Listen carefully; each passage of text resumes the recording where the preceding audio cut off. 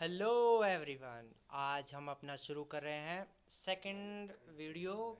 किसके लिए? RR college के जो बीएससी एमएससी के एग्ज़ाम्स हैं उनके लिए। जो स्टूडेंट्स हैं उनके दिमाग में कुछ प्रॉब्लम्स चल रही हैं।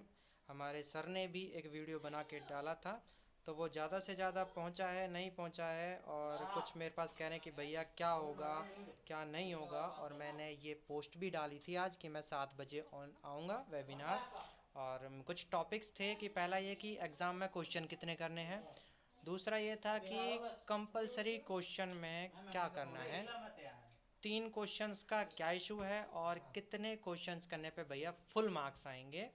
और सबसे बड़ा जो इशू था वो फर्स्ट ईयर सेकेंड ईयर वाले कहते कि भैया जो एडमिट कार्ड है वो निकल रहे हैं, ये भी कह रहे हैं कि हमारे एग्ज़ाम्स होंगे नहीं होंगे। तो आज मैं उस सब के बारे में बात करने वाला हूँ। और शुरू करते हैं इसी के साथ ही कि पहला टॉपिक ये था कि एग्ज़ाम्स में क्वेश्चन कितने करने हैं। देखो, बेसिकली जो मैथ्स वाले स्टूडेंट्स होते हैं उनकी 4 यूनिटें होती हैं, तो पहला क्वेश्चन कंपलसरी देते हैं। और जिनकी 5 यूनिटें होती हैं उनके 5 क्वेश्चन आते हैं 5 यूनिट में से, और हर क्वेश्चन के दो दो पार्ट्स होते हैं, एक ऊपर एक नीचे और में आता है। तो करना क्या है कि अगर मान लो आपके पास 5 यूनिट हैं और आपके पास एक एक अथवा में आ रहा है क्वेश्चन, और एक एक अथवा में आ रहा है क्वेश्चन, तो आपको क्या करना है, इस बार और हटा दिया है। तो जो आपके 5 क्वेश्चन हैं वो टोटल मिलके हो गए 10 क्वेश्चन। और 10 क्वेश्चंस होने के बाद अब गवर्नमेंट के नियम के हिसाब से 10 में से आपको 3 क्वेश्चन अटेम्प्ट करने।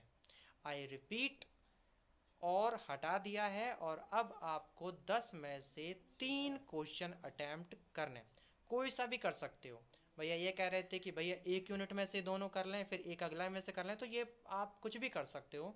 आपको वो 10 क्वेश्चन मिल जाएंगे, आपको एक यूनिट के दोनों आते हैं वो दोनों कीजिए, अगली यूनिट में से एक क्वेश्चन है वो कर दीजिए, कोई फर्क नहीं पड़ेगा। नियम ये है कि 10 में से आपको सिर्फ 3 क्वेश्चन करने हैं।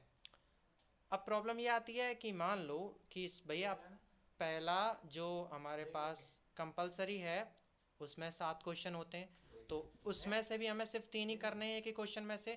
तो देखो, माई रिपीट, प्रॉब्लम ये है कि अगर आपके 5 यूनिट हैं, 10 क्वेश्चन आते हैं, तो आपको उन 10 में से 3 करने हैं। लेकिन आई रिपीट, बड़े गौर से सुनना कि जो खंड पाठ आएगा, कि मैं मान लो पहला क्वेश्चन है, पहले क्वेश्चन में कि समझाइए प्रेरणिक प्रभाव क्या होता है, कटायन क्या होता है, और ऋणायन की विशेषताएं क्या होती हैं। तो मान लो एक क्वेश्चन कैसे 3 पार्ट दे दिए, तो आपको उन तीनों से कोई छेड़ नहीं करनी है। एक क्वेश्चन में अगर 50 पार्ट भी दे रखे तो आपको 50 करने हैं, तभी आपका एक क्वेश्चन पूरा माना जाएगा। तो सिर्फ क्वेश्चन मिलेंगे आपको सारे मिक्स होके कि 10 क्वेश्चन में से आपको सिर्फ 3 करने हैं। बट अगर किसी क्वेश्चन का कोई पार्ट आता है तो उस पार्ट से आपको कोई छेड़ नहीं करनी है, क्योंकि पूरा पार्ट करने पर भी आपका क्वेश्चन पूरा माना जाएगा। अब दूसरी बात कर लेते हैं कि भैया फुल मार्क्स कैसे आएंगे। तो टीचर्स ने बड़ी स्ट्रिक्टली कहा है कि अगर आप कोई भी क्वेश्चन कर रहे हैं, तो अगर आप जब तक उसको इस बार पूरा नहीं करेंगे तब तक आपको पूरे मार्क्स नहीं मिलेंगे। पहले क्या होता था कि मैं मैथ्स की ही बात करूं, तो मैथ्स के क्वेश्चन करने से पहले अगर आप कुछ भी लिखते हैं और वो उस टॉपिक से रिलेटेड है तो आपको उसको 25% मार्क्स मिलता है।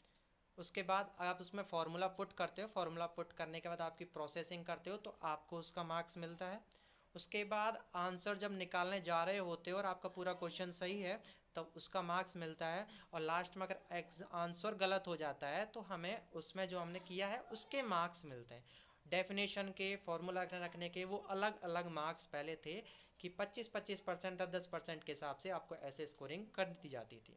लेकिन इस बार ये है कि जब तक आप पूरा क्वेश्चन नहीं करेंगे तब तक आपको मार्क्स नहीं मिलेंगे। रही बात ये कि भैया अब ये भी इशू आया था कि पहला इशू ये हो गया कि आपको जो सारे क्वेश्चन हैं उसमें से 3 ही करने हैं।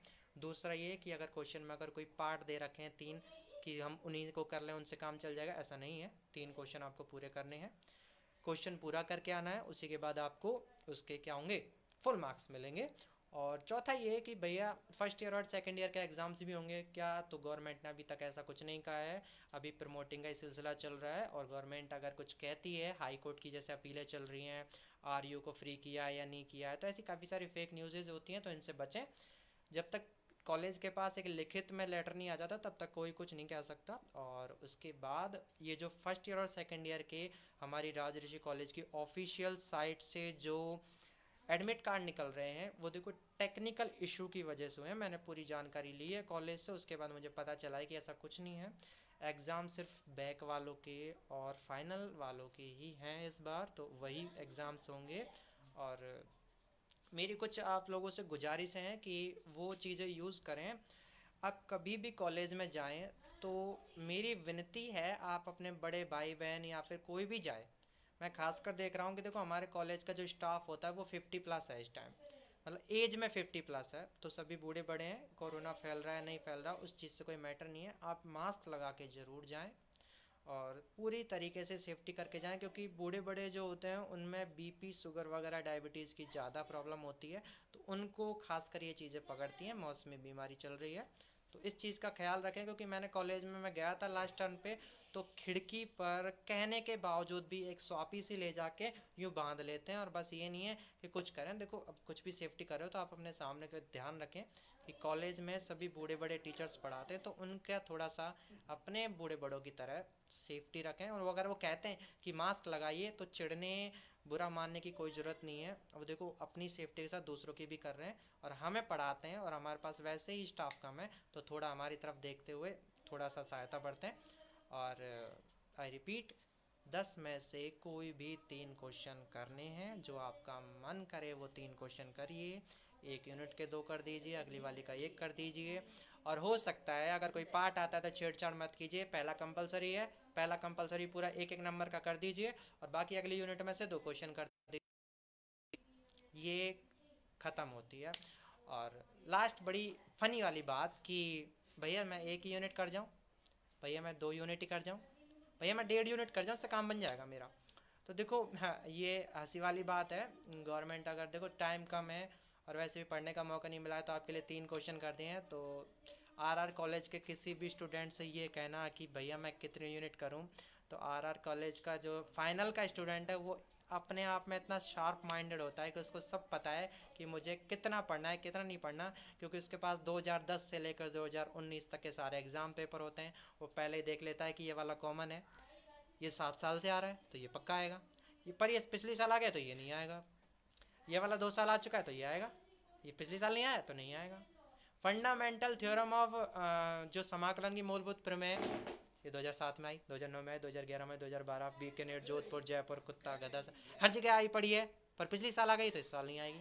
तो मतलब कहने का मतलब ये है कि आरआर कॉलेज के बच्चे को ये सारी चीज़ें फनी लगनी चाहिए कि मैं 1.5 यूनिट कर जाऊँ या 2 यूनिट कर जाऊँ, उसको पता है कि मुझे कितना करना है कितना नहीं करना है। तो ऐसे बताने वाली कोई बात नहीं है, आपका मन करे उतनी पढ़ाई कीजिए।